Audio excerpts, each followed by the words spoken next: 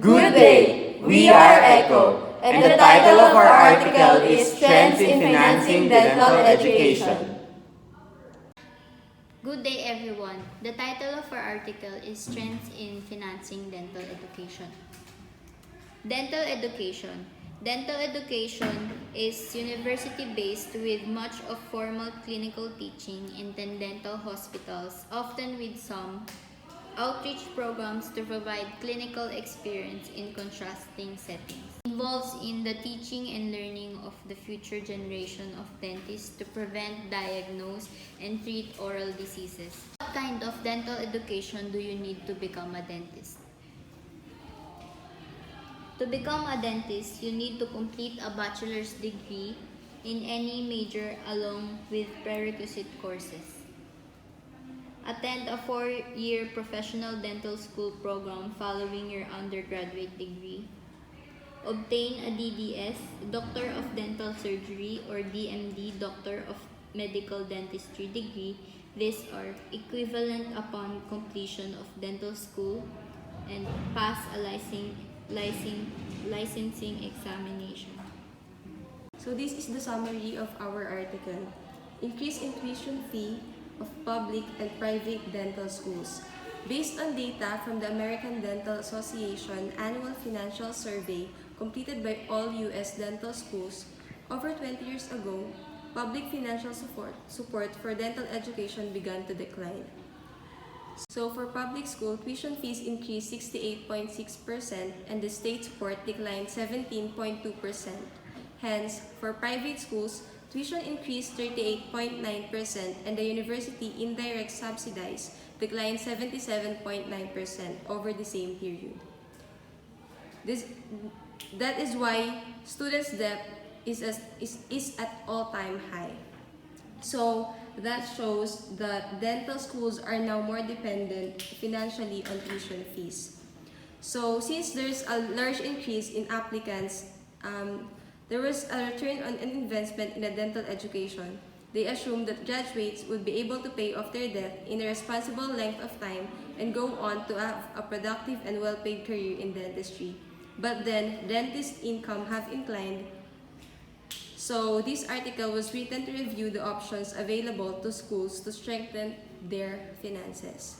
So since the main problem of our article is the public financial support for dental education began to decline over 20 years ago. So we have 4 options, which is to increase tuition fees in dental school, decrease investments in the basic medical sciences including libraries and physical plants.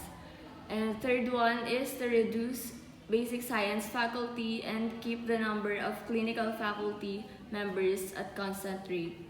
And the last options is to establish larger but fewer schools. So the decisions that they've made is to increase tuition fees in dental schools.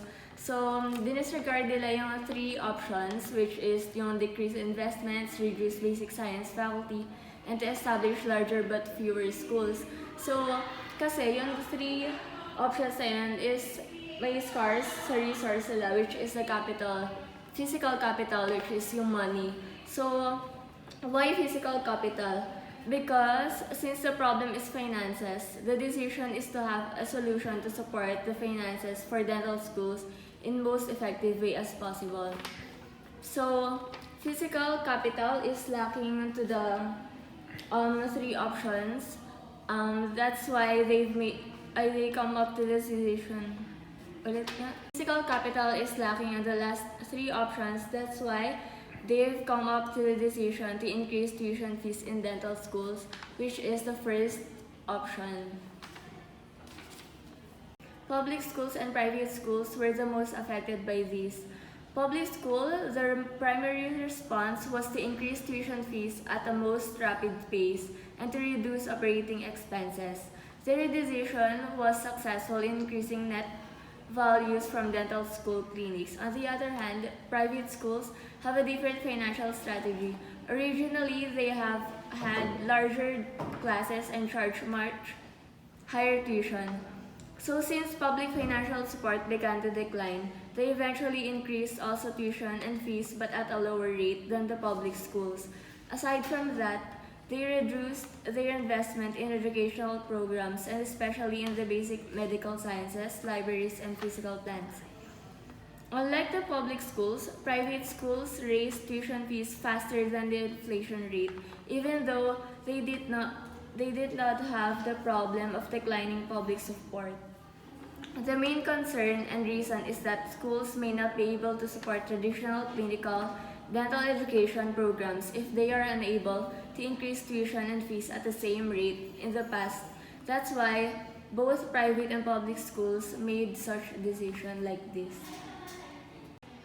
So the decision made by the researchers is schools have been able to pass on increases in operating costs to dental students. And in that case, we have led to the opportunity cost. Opportunity cost: deduction of investments related to basic medical sciences, reduction of a basic science faculty, and retaining of clinical faculty members. And lastly, establish great number of quality schools.